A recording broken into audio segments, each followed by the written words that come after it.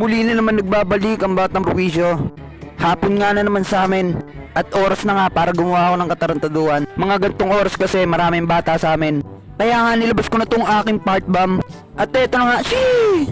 Let's go mga kabatang Prowisyo. Purwisuin na natin yung mga batang walang kamuang-muang sa mundo. Sabayan na siguro to. Bahala na ako, magagalit mga magulang nyo. At dapat nga dahan-dahan ako maglakad papunta sa kanila. Kasi nga alam na ng mga bata na marami akong part bomb. Medyo naiilang pa nga ako kasi nandyan nga yung ninang ko. Ayun na yung nakadilaw. Pero okay na nang, pasensya ka na, sabayan na to. Bahala ka na kung hindi mo ako bigyan sa Pasko. Ang mahalaga, nagawa ko yung gusto ko. Nananawagan nga pala ako kay Markwell Lontok. Pisan, pasensya ka na kung gagawin ko to. Naipit lang ako. Hindi ko naman talaga kagustuhan to. Kagustuhan to ni Buboy. At naiyagis ko na nga yung part bomb at akala ko ikalpot. Pero akala ko lang pala to. Kasi yung sumabog to, nag-amoy ipot. Ninang! Lumabas ka dyan! Huwag mo suluin yung amoy! Lumabas ka na, Ninang!